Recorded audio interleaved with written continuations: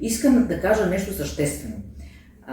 Не е необходимо да променяме партньорите, а е необходимо да се научим да работим заедно с партньора си. Тоест, не той да се промени, за да можем ние да бъдем с него, а това как да намерим начин за това да бъдем по-добри в нашите взаимоотношения.